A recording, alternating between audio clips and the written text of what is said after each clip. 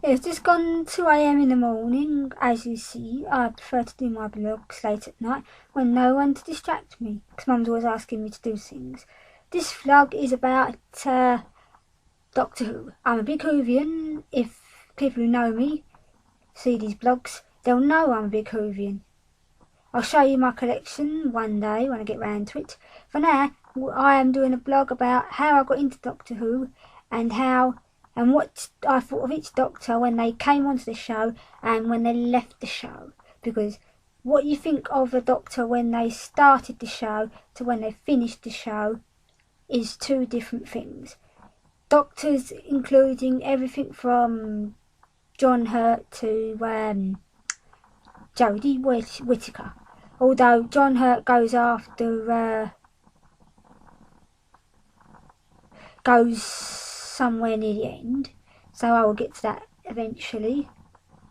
And it goes after Matt Smith, of course it does.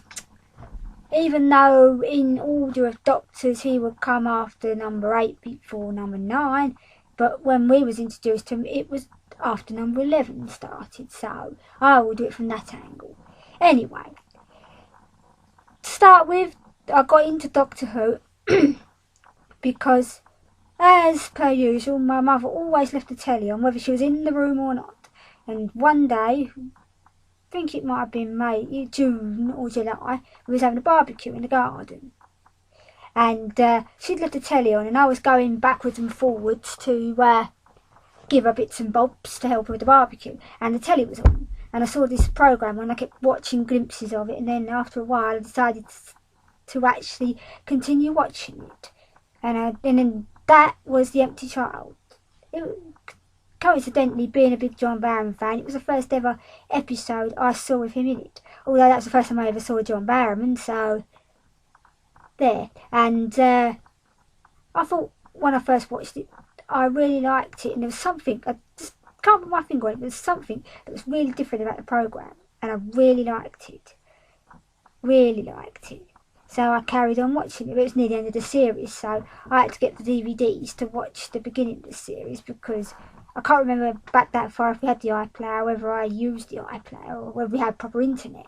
So I don't think we had proper internet back then, so I didn't really be able to catch up any other way but watching it on DVD, which I collected a while later in bits. Not that while later, mind. Then, back then I didn't know much about regeneration, so it wasn't a wait for the who's going to be next, because I didn't think of that. I just watched the Christmas special and there was David Tennant. Every Doctor, I feel, has a different feel in their first episode to how they feel across the rest of the series that they do. And David Tennant was no different. He felt really different. I didn't even know who David Tennant was to start with, so Doctor Who's opened my eyes to a lot of things now. So, and David became, well, one of the best Doctors, my favourite Doctor, with Rose. Rose and Ten was like the best partnership in Doctor Who at the time, and became that until the end nearly. So David's regeneration, on the other hand, even though Russell T Davies was a genius for bringing back Doctor Who, if it wasn't for him I wouldn't have actually been a fan. I still didn't really like what he did with the last 2 episodes. The End of Time Part 1 and 2 wasn't really the best regeneration. It kind of annoyed me. It grated on me a bit. There wasn't much to his actually regeneration. But it did sort of make me cry, but not much. And when they actually announced Matt Smith as Doctor, like, you'd never seen him before. He's probably been in a few things before because people had seen him in it, but I'd never seen him before, and I thought when I first saw him, he looked like Frankenstein's monster. That was the first thing I said, and like, what the hell are you doing here? But I got hooked on him throughout his series. He became really good, and I liked him with Amy and with Clara, although I can't really tell whether I liked him with Amy or with Clara better. He wasn't really with Clara that much. He was only half a series. Was it half a series-ish? So it wasn't really that much, but I kind of liked the way their chemistry on screen. And his regeneration, in my opinion, was the most sad regeneration they've ever done. Stephen Moffat, in my opinion, was the better of the two showrunners. He had better stories. Even before he became the showrunner, some of my favourite episodes, most of my favourite episodes in that matter, was actually done by Stephen Moffat, which I have met, which if you read the blog, watched the blog before, you'd know. Anyway, so some of the best things came out of Stephen Moffat. Even my first episode was Stephen Moffat, so that was good. Then Matt Smith's regeneration was one of the saddest going. The bit at the end, but then again it was sad, and then it was like a weird regeneration. It was just 1 second he's there, the next he's not. I wasn't really keen on Peter Capaldi doing it, not because he'd been Doctor Who before, because I'm not really a fan of him, to be honest, but he did actually grow on me. Most Doctors have actually grown on me, to be honest. Apart from David Tennant, who I liked from the beginning. Peter Capaldi was, well, it was a bit weird to start with, but I actually liked his first episode in Victorian London with the gang and everything. Him and Clara together was really good. That was a good partnership in a way. And then it was quite sad when he had his end episode. You've got to like Stephen Moffat for rescuing Doctor Who. Basically, it was going to go over to Chris Chibnall and then not be on screen for 2 years and miss a year out, should I say, because he was busy with Broadchurch, and he said he can take it over but not for another year. And Stephen Moffat was like, if Doctor Who's off for a whole year, there won't be no Christmas special. So he had to rescue it somehow. He was going to leave the year before Peter Capaldi was, but then he decided to stay on for one more series to give the Whovians another series, which I think was the best thing he ever did, because Bill and 12, in my opinion, was the best partnership, and Bill was the best companion. Never actually thought of that before, because Rose was the best companion and has been all the way through. Then after about less than one scene of Bill, I was hooked, and that was it. Bill was my favourite companion. So I was a bit sad when Peter left. That was a big loss. And then, but who would replace him? There was big rumours about a woman, and I really, really, really didn't want a woman at the time.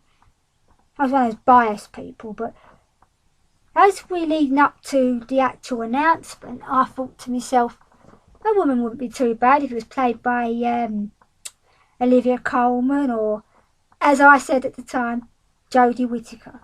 I thought she would be really good to play the Doctor, but of all the lists of people and women and men that had seen to go to play the Doctor, I thought she ain't been on any of the lists nowhere. But I thought only 2 women would be good to play the Doctor. And then, and men-wise, all I had in mind was Eddie Redmayne, but obviously he's too big as playing in Fantastic Beasts to actually play the Doctor. Well, to say that, but you'd never know. But so basically, the day before she got announced, I thought to myself, I was reading this article, and in this article was a few list of a few people. First time ever I saw Jodie's name on it, and I thought, right, that's it, I want her to play the Doctor. If anybody's got to play it, it's her. I was speaking to a friend at the time, and I said Olivia Colman, or maybe Jodie Whittaker. She said she would be really good. But then she goes, I've never heard anyone say her name yet. I said she was in a list I saw, as well as, and I really wanted her to play the Doctor. And then the next day, everyone's tuned in to the tennis. This was the 16th of, I think this was 16th of July 2017, I think. I think it was 2 years ago now. Blimey, 2 years. Anyway, so yeah, Joe, we're watching the tennis, and it comes to an end, comes to the end, and then they use the iconic scene in the forest where the doctor walks along and all of a sudden you know it's a woman. Just, I don't know why, I just instinctively knew it was a woman.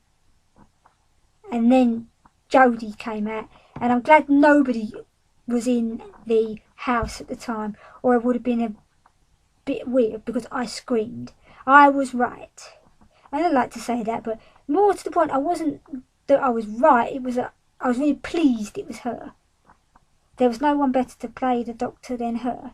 And then there was all these people, I'm not watching it ever again because it's a woman. How biased of you. I bet most of those people were old men. They didn't and then there was all these people that also annoyed me. Oh, I start watching Doctor Who because she's a woman now. That's most of the lesbians, but there you go. I had loads on my line who tried to watch Doctor Who because, I don't know why, Series 10 became a sort of, everyone's got to watch it, the trending thing, even though some people had never watched it before. And then halfway through the series, people got bored and trailed off and gave up with it. And as soon as they found out it was a woman, that was it. They had to come back as a fan, didn't they? And pretend they was a big fan and knew everything and had to watch it because it was a woman. But they've never watched anything with the male doctor before, had they? No. That really annoyed me as well. Just because I'm a really, really big Whovian who's watched... Well, I've only watched it since 2005. But I've actually gone back and watched quite a bit of the classic stuff as well. So I know I'm a big fan. So, there. Oh, and it was quite shocking when they said John Hurt was the war doctor. I was like, what the hell is this all about? And it was weird for a bit, but then you got used to it. The name of the doctor, was it the time? No, the name of the doctor was actually a really... Was it the name of the doctor? Something like that. The time of the doctor was the end one. It must be the name of the doctor. Anyway. No, it wasn't the name of the doctor, it's one after it. Time of the Doctor, that was it. No. Anyway, you know what I'm on about, the 50th anniversary special. I was wondering how he would fit in with the storyline and how good he would actually be. Because you've seen John Hurt on Doctor Who, so you're thinking, a doctor? No, you've seen John Hurt on Harry Potter, and then you think, Doctor Who? Weird. But then, in the end, I got used to it. And I really liked him in it. So... my favourite Doctor is definitely, out of the newer Doctors, definitely, well, David Tennant, but on a par now with Jodie Whittaker. Not that I don't have a Doctor I hate, because there are no Doctors that I really hate, because I don't. Chris was my first Doctor, got me hooked. David was a Doctor I loved. Then there was Matt was a doctor I addicted to and stayed for. Peter was like a father figure, Capaldi. And then Jodie was also the one that I fell for. So, in a way, they've all got their best good qualities. And you can't say there was bad doctor, to be honest. So, that was my ratings of the Doctors and what I felt about each companion. And when Jodie actually did her first episode, that was it. You knew it was really good. And there's still people who say it's the most crappiest era in Doctor Who so far. But that's just people who are biased. It was actually, in my opinion, one of the best bits. Apart from, say, David's era, I would imagine. Oh God, there's so much good stuff, but...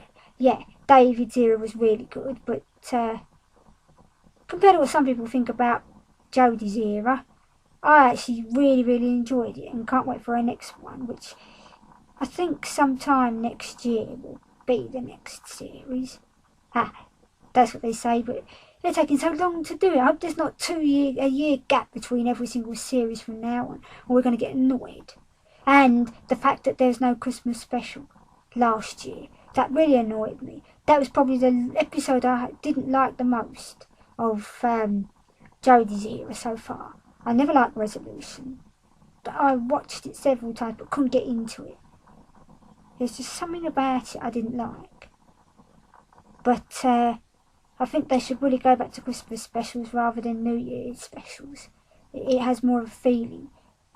Ever since 2005 Christmas, I've watched Doctor Who, and then they take it off that last year, and talk about boring Christmas without Doctor Who. And then when they did put it on New Year, it was rubbish. And like, what?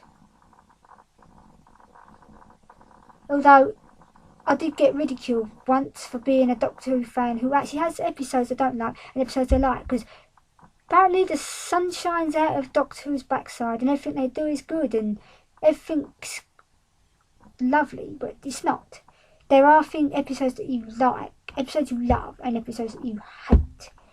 With every single show, there's an episode you're going to hate. And for me, at the moment, was the New Year special resolution. Rates one of the lowest ranking. So that's my opinion of each Doctor in turn. I will do a companions video eventually when I get round to it. But for now, peace out.